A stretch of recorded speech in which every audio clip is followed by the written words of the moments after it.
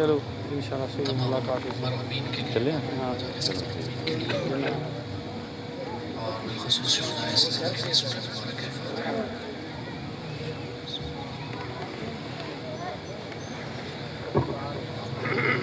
مالک یوم الدین إياك نعبد وإياك نستعين اهدنا الصراط المستقيم صراط الذين أنعمت عليهم غير المغضوب عليهم ولا الضالين. بسم الله الرحمن الرحيم. الله أحد الصمد لم يلد ولم يولد ولم يكن له كفوا أحد. آمین. سب احباب کہیے گا اللہم ارزقنا فی الدنیا زیارت الحسین وفی الآخرت شفاعت الحسین واکتبنا من زوار الحسین وجعلنا من الباکین فی مجلس عزاء الحسین واحشرنا یوم القیامت تحت لواء الحسین وادخلنا الجنة من باب الحسین اللہم عجل لولیک الفرج بحق الحسین. دعاؤں کی قبولیت کے لیے ایک مرتبہ درود بھیجے گا محمد و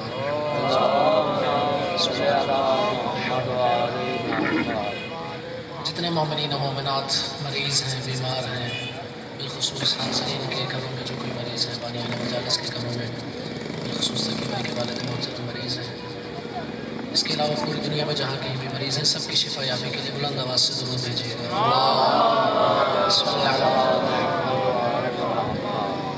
پوری دنیا میں عزاداری سید الشہداء کی مجالس جاری و ساری ہیں، تمام عزاداروں کی حفاظت کے لیے ایک مرتبہ درود بھیجیے گا.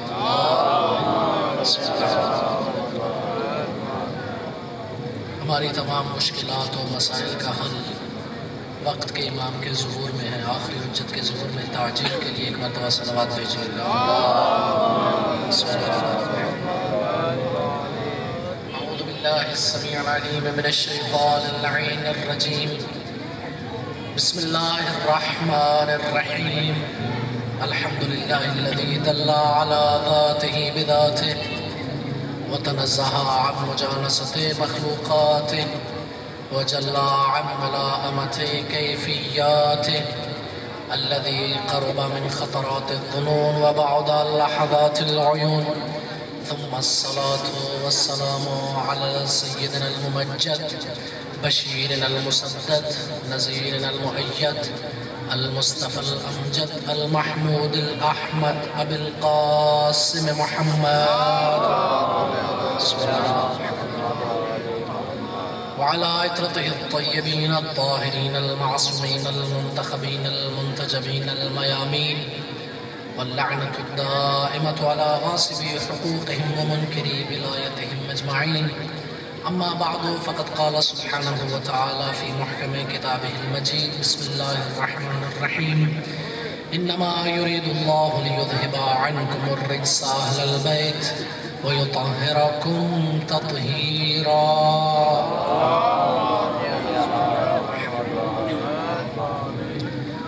اگر آپ تھکے نہیں بیٹھے تو ایک مرتبہ بلند آواز سے صلوات پڑھیں.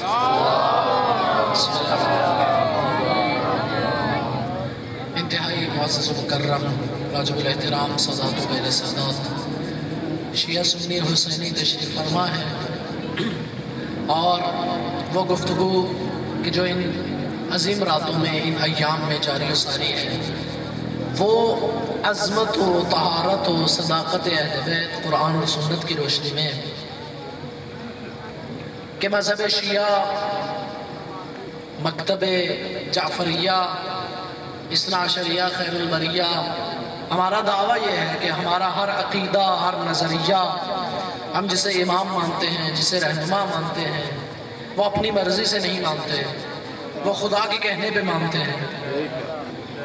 اور ہمارا ہر عقیدہ اور ہر نظریہ ہم یہ دعویٰ رکھتے ہیں کہ اس کے اوپر ہم یا قرآن سے دلیل رکھتے ہیں یا مصطفیٰ کے فرمان سے دلیل رکھتے ہیں. لہٰذا یہ وہ اہل بیت ہیں کہ ہم تمام بزرگوں کا احترام کرتے ہیں، لیکن جو مقام خدا نے اہل بیت کو دیا ہے وہ ہم کسی اور کو دینے کے لیے تیار نہیں ہیں، کیونکہ یہ قرآن کا فیصلہ ہے، یہ سید الرسل کے فرمان کا فیصلہ ہے.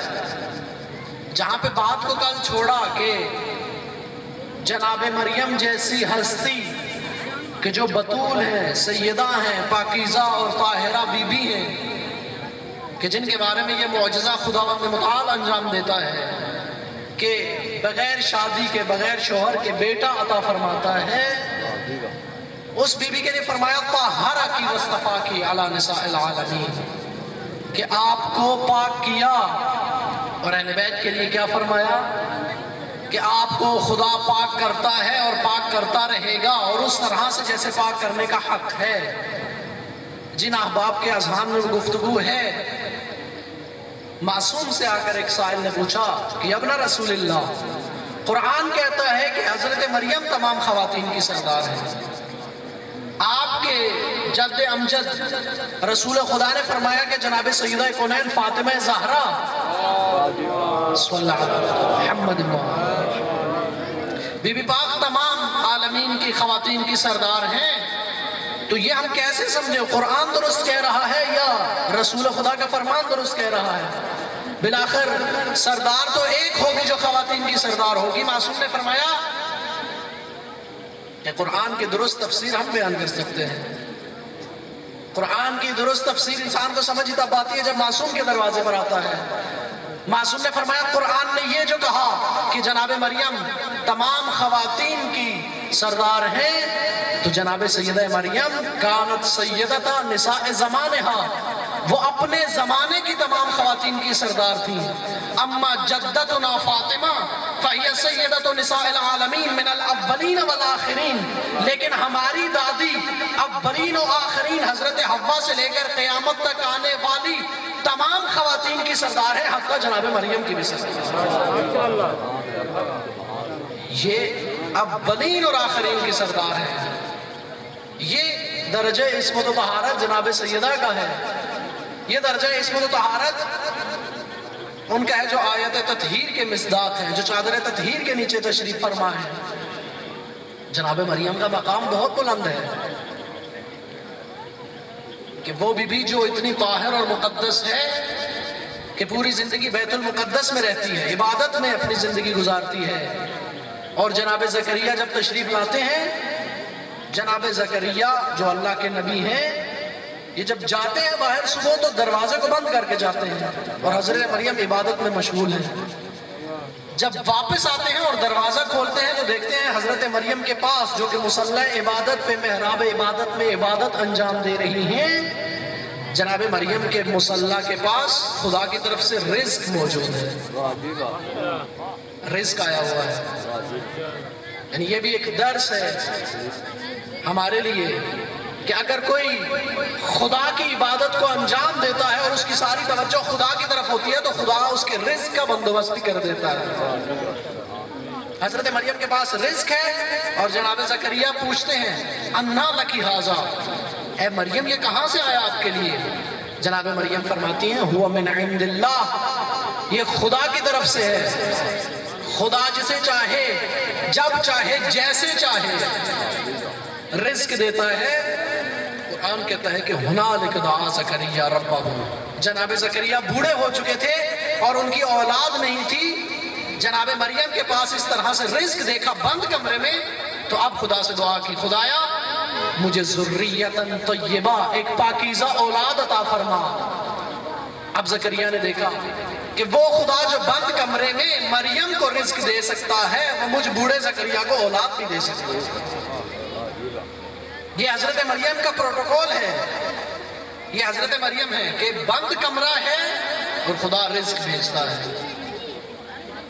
لیکن جب جناب عیسیٰ کی ولادت ہوتی ہے اور بیت المقدس سے باہر تشریف لے جاتی ہیں اور ایک کھجور کے درخت کے نیچے تشریف رکھتی ہیں، تو وجوہات ہے میری جانب، ایک کھجور کے درخت کے نیچے بیٹھتی ہیں اور ولادت ہوتی ہے جناب عیسیٰ علیہ السلام کی۔ جناب جبرائیل آتے ہیں اور اب جناب مریم بھی پریشان ہیں کہ کیسے جائیں اپنے قبیلے کی طرف۔ قبیلہ پوچھے گا کہ جب شادی نہیں تھی تو اولاد کیسے ہوئی؟ ایک درخت کے نیچے بیٹھی ہوئی ہیں اور بھوکی ہیں، پیاسی ہیں۔ جناب جبرائیل تشریف لاتے ہیں خدا کی طرف سے، اور قرآن کی آیت کہتی ہے کہ حضرت مریم سے کہا گیا وَحُزِّي إِلَيْكِ بِجِذْعِ النَّخْلَةِ تُسَاقِطْ عَلَيْكِ رُطَبًا جَنِيًّا، اے مریم اٹھیے اور اس درخت کو ہلائیے کھجور گرے گی اس کھجور کو اٹھا کے کھا لیجیے.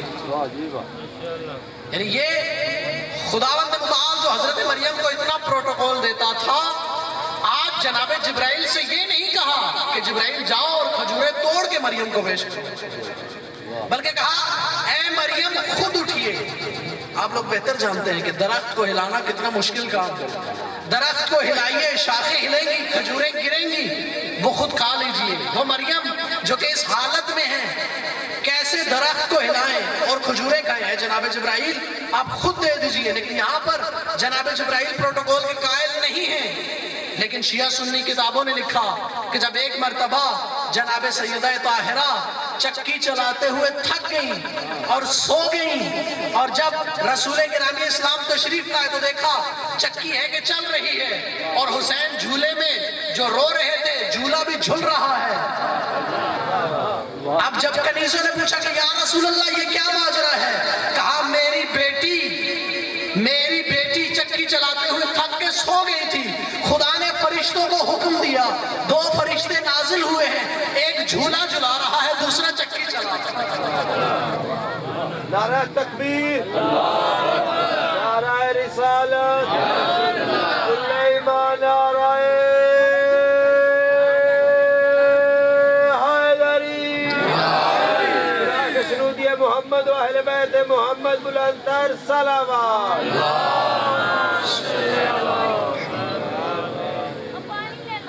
یہ وہ طہارتوں کا اور عظمتوں کا سلسلہ ہے. یہ وہ طہارتوں کا سلسلہ ہے کہ جناب مریم کو یہ طہارت ملتی ہے اور کوئی شک نہیں کرتا. پھر جب جناب مریم کو یہ طہارت نصیب ہوتی ہے اور اب بچہ اٹھا کے اپنے قبیلے کی طرف آتی ہے، تو جوات ہے میری جانب کتنا مشکل مرحلہ ہے. ایک خاتون جو شادی شدہ نہیں ہے اور اس کے ہاتھ میں خدا نے بچہ دے دیا، اب وہ خاتون کیسے اس بچے کو اٹھا کے اپنے قبیلے کی طرف آئے؟ اپنے قبیلے کی طرف آئیں. ایک نتیجہ جو ذہن میں آگے اور یہ دیتا چلوں، اپنے قبیلے کی طرف آئیں اور قبیلے نے کہا یا اخت ہارون، اے ہارون کی بہن، ماں کان ابوک امرأ سوء، نہ آپ کا باپ ایسا تھا نہ آپ کی ماں ایسی تھی، یہ آپ نے کیا کیا؟ آپ تو شادی شدہ نہیں تھی، یہ بچہ کہاں سے آیا؟ آپ کا خاندان ایسا نہیں تھا، آپ کا باپ بھی نیک ہے، آپ کی والدہ ماجدہ بھی نیک ہے، یہ کیا کیا؟ جناب مریم نے فرمایا کہ میں روزے سے ہوں، لم اکلم انسیا، میں نے کسی سے بات نہیں کرنی. اشارہ کیا کہ اگر پوچھنا ہے تو اس بچے سے پوچھ لو. یہ خدا کے برگزیدہ بندے جب خدا ان پر لطف کرتا ہے تو ایسے کرتا ہے. کہا بچے سے پوچھ لیجئے. 3 دن کا بچہ، گہوارے میں موجود ایک بچہ کیسے کلام کر سکتا ہے، کیسے بول سکتا ہے؟ پہلے تو سب نے کہا ایک تو نعوذ باللہ گناہ کیا، پھر ہمارا مذاق اڑایا جا رہا ہے کہ یہ بچہ کیسے بولے گا. لیکن ابھی یہ چھما گوئیاں، یہ باتیں جاری تھی کہ ادھر سے بچہ بول پڑا. بچہ بولا اور اس بچے نے جو خدا کا نبی تھا یہ نہیں کہا کہ میری ماں نے گناہ نہیں کیا، بلکہ فرمایا کیا کہا؟ جملے کیا کہے؟ انی عبداللہ، میں اللہ کا بندہ ہوں. آتانی الکتاب وجعلنی نبیہ، اللہ نے مجھے کتاب عطا کی ہے اور مجھے نبی بنایا ہے. صرف یہ 3 جملہ قرآن نے ذکر کی ہے، چوتھا جملہ نہیں ملتا. حضرت عیسیٰ نے یہ نہیں فرمایا کہ میری ماں خیانتکار نہیں ہے، میری ماں نے بددیانتی نہیں کی، میری ماں نے گناہ نہیں کیا، بلکہ 3 جملے فرمائے. پہلا جملہ میں اللہ کا بندہ ہوں، دوسرا جملہ اللہ نے مجھے کتاب دی ہے، تیسرا جملہ اللہ نے مجھے نبی بنایا ہے. اب جب حضرت عیسیٰ نے یہ جملے کہے، وہ یہودی جو حضرت عیسیٰ کے مخاطب تھے خاموش ہو گئے. پھر حضرت مریم پر انگلی نہیں اٹھائی. یہودی تھے، یہ جانتے تھے کہ اگر کوئی خدا کی حجت ہو تو اس کی ماں کبھی بھی گناہ نہیں کر سکتی. یہ جانتے تھے کہ اگر کوئی خدا کی حجت ہو، خدا اگر کسی کو نبوت کے لیے انتخاب کرے، خدا اگر کسی کو کتاب دے تو اس کی ماں کبھی بھی گناہ نہیں کر سکتی. کیا کہا جائے امت مسلمہ کے ان مفتیوں کو جو کائنات کے سب سے بڑے رسول اور سید الرسول کے والدین کو خدا جانے کیا کیا کہتے ہیں، اگر انہیں معلوم ہو کہ رسول کے دنیا میں آنے کے لیے کس طرح کے ظرف کی ضرورت ہے، کس طرح کی ماں اور کس طرح کے باپ کی ضرورت ہے، تو شاید ہی کوئی غیر معصوم انسان ہو جو جناب عبداللہ، جناب ابو طالب اور جناب آمنہ کی عظمت کو بیان کر سکے۔ ایک مرتبہ درود بھیجے گا محمد والا۔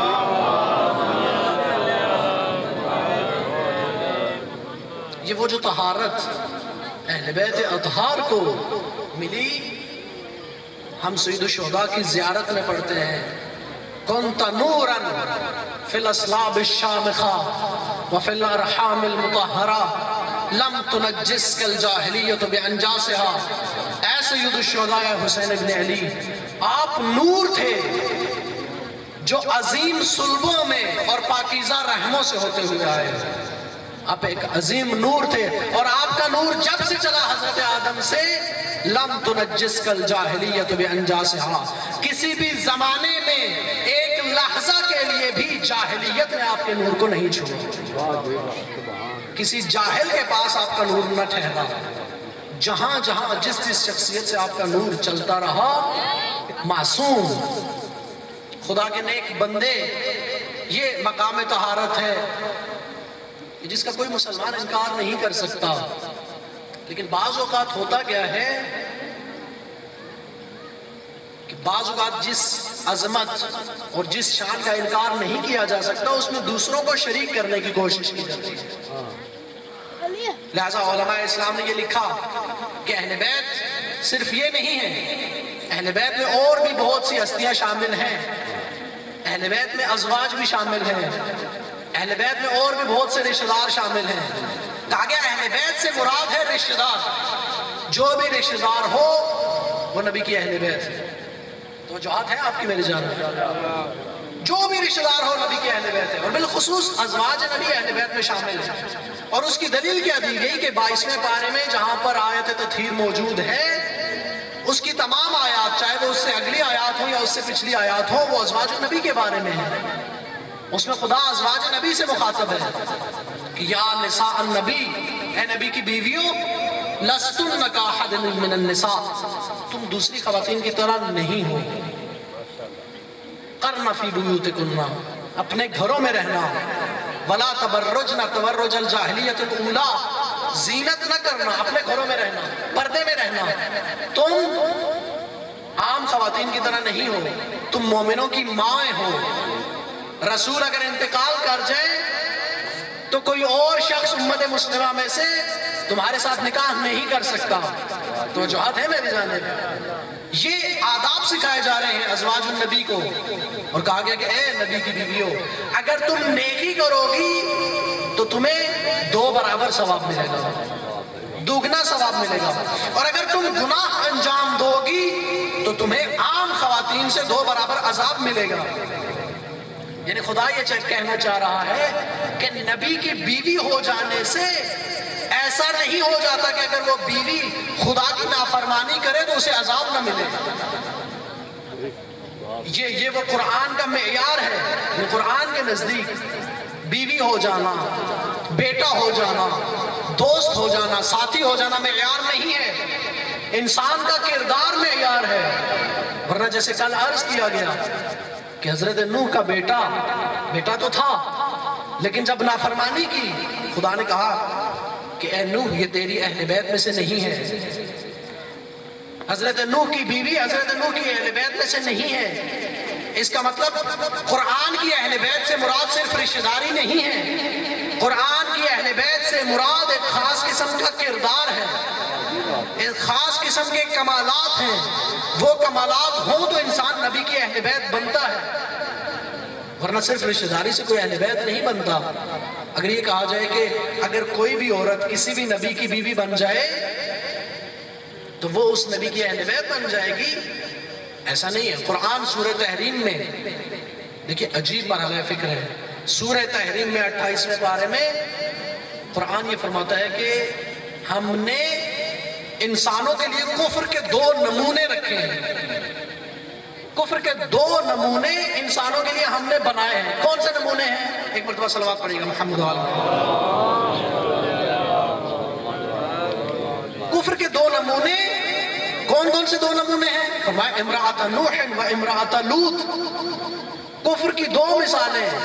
فرعون کو کفر کی مثال نہیں بنایا، نمرود کو کفر کی مثال نہیں بنایا. کفر کی مثال دو عورتیں ہیں، ایک نوح کی بیوی اور ایک لوط کی بیوی. یعنی دونوں نبی کی بیویاں ہیں لیکن کفر کی مثال ہے. کیوں؟ فرمایا کانتا تحت عبدین من عبادنا فخانتاہما.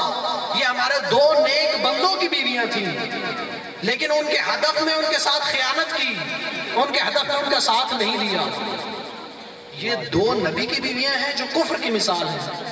اور ایمان کی مثال کون ہے؟ فرعون کی بیوی. عجیب مرحلہ فکر ہے. قرآن کی سورۃ تحریم کہہ رہی ہے کہ کفر کی مثال نوح اور لوط کی بیویاں ہیں، اللہ کے نبی کی بیویاں، اور ایمان کی مثال فرعون کی بیوی ہے. یعنی سب سے بڑے کافر کی بیوی ایمان کی مثال ہے اور خدا کے نبی کی بیوی کفر کی مثال ہے. بعض اوقات ایسا ہے کہ جو زوجہ ہے وہ نیک نہیں ہے، صالح نہیں ہے، مرد صالح ہے. اور بعض اوقات مرد صالح نہیں ہے، زوجہ صالح ہے. پھر ایک تیسرے جوڑے کا بھی قرآن نے ذکر کیا جہاں نہ مرد صالح ہے نہ زوجہ صالح ہے. فرمایا تبت یدا ابی لہب وتب وامرأتہ حمالۃ الحطب. کہ یہ ابی لہب بھی جہنم کا ایندھن بنے گا اور اس کی جو بیوی ہے جو اس کی زوجہ ہے وہ بھی جہنم کا ایندھن بنے گی. یہ تیسرا جوڑا قرآن نے دکھایا. ایک وہ جوڑا ہے جہاں پر مرد نبی ہے اور بیوی کفر کی مثال ہے. دوسرا وہ جوڑا ہے جہاں پر مرد کافر ہے، فرعون ہے جو کہتا ہے انا ربکم الاعلی، میں تمہارا سب سے بڑا رب ہوں. اور بیوی وہ ہے جسے خدا قرآن میں کہتا ہے یہ ایمان کی مثال ہے. معصوم فرماتے ہیں جناب آسیہ سلام اللہ علیہا جنت میں رسول خدا کی زوجہ. اتنی عظمت ہے جناب آسیہ کی. اور یہ تیسرا جوڑا ہے کہ جو مرد بھی کفر کی مثال ہے اور خاتون بھی کفر کی مثال ہے. اور ایک چوتھا جوڑا بھی قرآن نے سورہ رحمان میں بتایا. فرمایا مرج البحرین یلتقیان بینہما برزخ لا یبغیان یخرج منہما اللؤلؤ والمرجان. مرج البحرین یلتقیان، یہ جو دو دریا ہیں جو آپس میں ملتے ہیں، یہ دو عظیم دریا ہیں جو آپس میں ملتے ہیں. آپ شیعہ سنی مفسرین سے پوچھئے، شیعہ مفسرین نے تو لکھا، اہل سنت مفسرین میں سے جلال الدین سیوطی نے لکھا، جناب ڈاکٹر طاہر القادری نے لکھا کہ یہ مرج البحرین دو عظیم دریا جن کی قسم قرآن کھا رہا ہے، ایک شیر خدا ہے اور دوسری فاطمہ تو زہرا.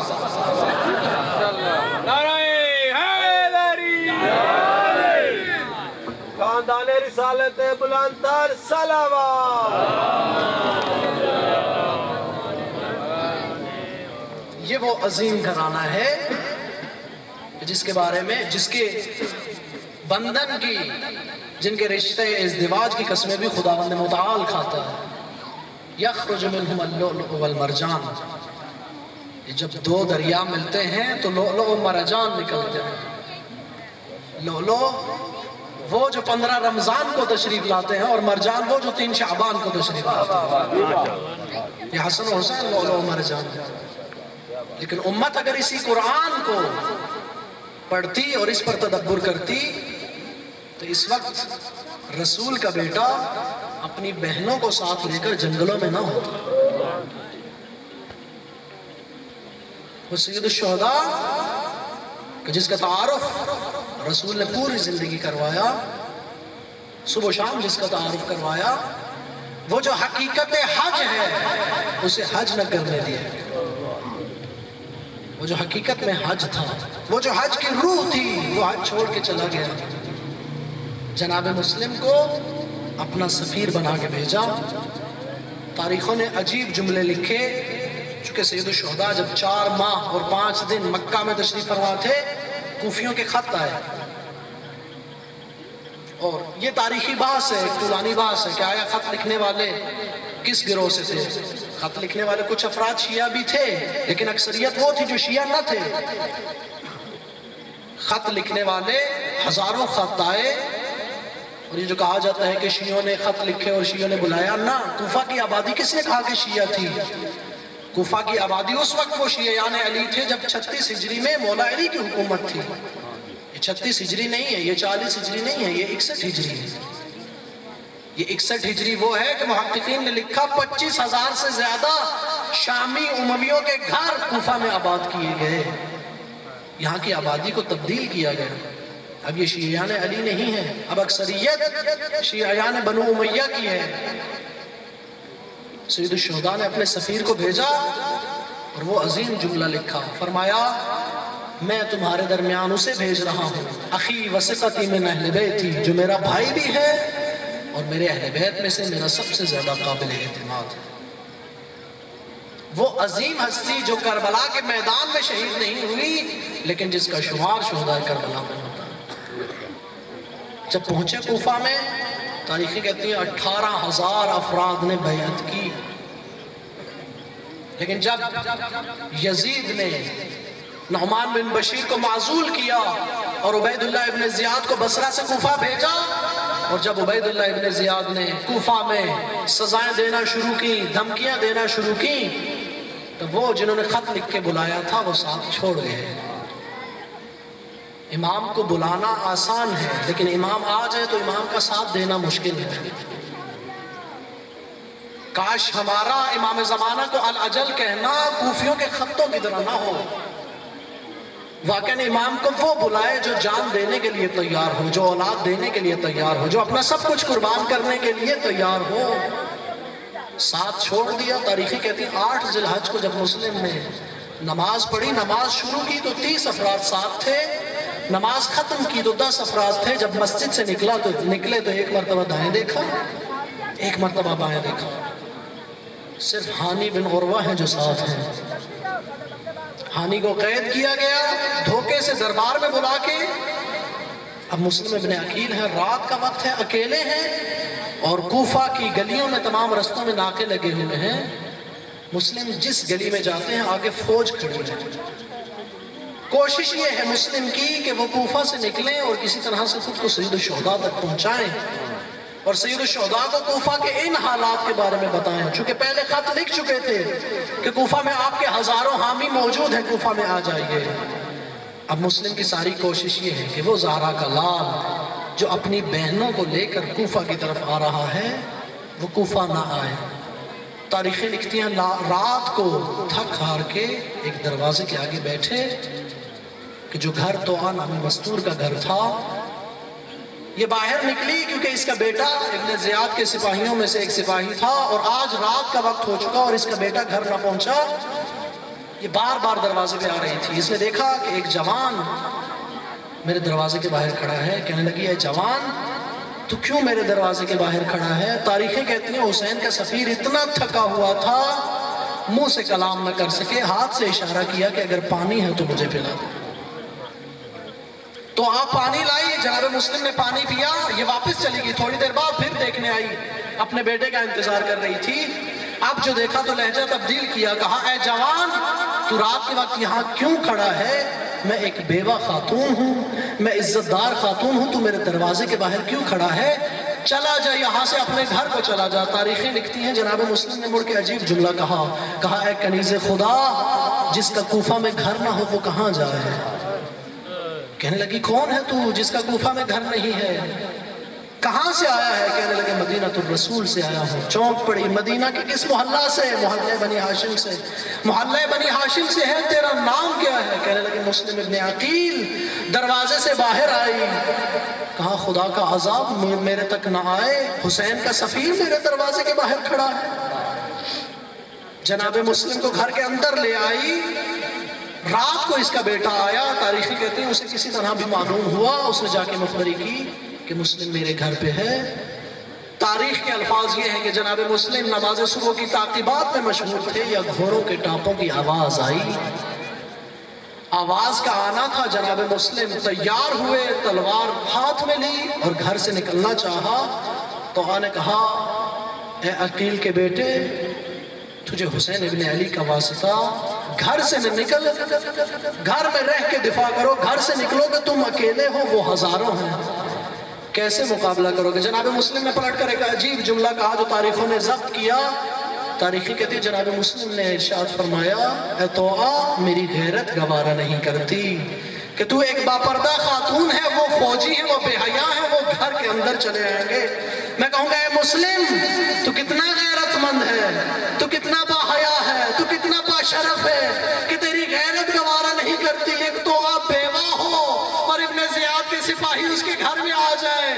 اے کاش تو عصر عاشور ہوتا جب نبی زادیوں کے خیموں میں یزید کی فوجیں آ گئیں. تاریخیں کہتی ہیں جناب مسلم اس طرح سے لڑنا شروع ہوئے، ایسے لڑے کہ محمد ابن اشعث نے بار بار پیغام بھیجا عبید اللہ ابن زیاد کو کہ فوج اور بھیجو اور بھیجو. عبید اللہ ابن زیاد نے پیغام بھیجا ابن اشعث شرم کر، وہ ایک ہے تم ہزاروں ہو اور بار بار فوج مانگے جا رہے ہو. ابن اشعث نے پلٹ کر جواب دیا کہ عبید اللہ ابن زیاد سے کہو یہ کوئی عام شخص نہیں، یہ علی کا شاگرد ہے، یہ بنی ہاشم کا جوان ہے.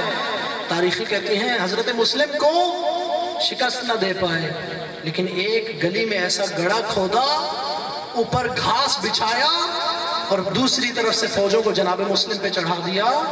مسلم لڑتے لڑتے پشت کی طرف آئے اور اس گڑھے میں چلے گئے. اب تاریخیں لکھتی ہیں وہ منظر تھا جو عصر عاشور سید الشہداء کے لیے تھا. وہ ایک تھا جسے مارا جا رہا تھا، مارنے والے ہزاروں تھے. کوئی تیر مار رہا تھا، کوئی تلوار سے ظلم کر رہا تھا، کوئی پتھر مار رہا تھا. مسلم کی حالت یہ ہے کہ سر زخمی ہے، دانت شہید ہو چکے ہیں، ہونٹ کٹے ہوئے ہیں. جناب مسلم کو لایا گیا دارالامارہ میں. جب ابن اشعث نے کہا کہ سلام کر امیر کو، جناب مسلم نے وہ جملہ کہا کہ میں اپنی نسلیں قربان کر دوں اس جملے پہ. فرمایا مالی امیر سوى الحسین، مسلم کا حسین کے سوا کوئی امیر نہیں. ابن زیاد کو غصہ آیا، اس نے دارالامارہ کی چھت پہ بھیجا. اب مسلم کی حالت یہ ہے کہ ہاتھ کمر کے پیچھے بندھے ہوئے ہیں، سر جھکا ہوا ہے، لیکن منہ مکے کی طرف ہے اور آواز آ رہی ہے السلام علیکم یا ابا عبداللہ، السلام علیکم یا ابن رسول اللہ. ہوا سے کہہ رہے ہیں کاش تو زہرا کے لال کو یہ پیغام پہنچا دے کہ وہ اپنی بہنوں کو لے کے کوفہ نہ آئے. کوفہ والے بڑے بے وفا نکلے. اے زہرا کے لال تو کوفہ نہ آنا. تاریخیں کہتی ہیں وہاں حسین ابن علی کی یہ حالت زاروں قطار رو رہے ہیں. صحابہ سے کچھ نہیں کہا، عباس ابن علی سے کچھ نہیں کہا. یہ چند پہر گزرنے کے بعد دو گھوڑا سوار کوفے سے آئے. حسین ابن علی نے کہا ان گھوڑا سواروں کو بلاؤ. انہیں بلایا گیا. حسین ابن علی نے کہا تم کوفہ سے آ رہے ہو؟ عرض کی ابن رسول اللہ جی ہم کوفہ سے آ رہے ہیں. کہا مسلم کی کوئی خبر؟ عجیب جملہ کہا جب ہم کوفہ سے نکلے تھے مسلم اور حالی کے پاؤں میں رسیاں تھیں اور ان دونوں کے جنازے کوفہ کے بچوں کے ہاتھوں میں تھے. کبھی ایک گلی میں لے جاتے تھے، کبھی دوسری گلی میں لے جاتے تھے. حسین ابن علی کرسی سے اٹھے، خیام میں داخل ہوئے. زینب بہن حمیدہ کو بلائیے گا. مسلم کی چھوٹی سی بچی کو لایا گیا. حسین ابن علی نے حمیدہ کو گود میں بٹھایا. کبھی دایاں رخسار چومتے ہیں، کبھی بایاں رخسار چومتے ہیں، کبھی سر چومتے ہیں، کبھی سر پہ دلاسا دیتے ہیں. اہل بیت کے گھر کی بچی تھی، سمجھ گئی. اچانک گود سے اٹھی، دور جا کے کہا مامو جان خدا نہ کرے آپ تو مجھے ایسے پیار کر رہے ہیں جیسے یتیموں کو پیار کیا جاتا ہے. حسین ابن علی نے باہوں کو بڑھا دیا. حمیدہ آج کے بعد خود کو یتیم نہ سمجھنا. تیرا بابا مسلم نہیں، تیرا بابا حسین ہے. میرا دل کہتا ہے خیام کے کونے میں بیٹھی ایک 4 سال کی بچی یہ منظر دیکھ رہی ہوگی. سکینہ نے ذہن میں بٹھا لیا ہوگا جب کسی کا بابا شہید ہوتا ہے اس کے رخساروں پہ پیار بھی کیا جاتا ہے، اس کے سر پہ دلاسا بھی دیا جاتا ہے. آئے حسین کی بیٹی تیری اپنی قسمت. لعنت اللہ علی القوم الظالمین.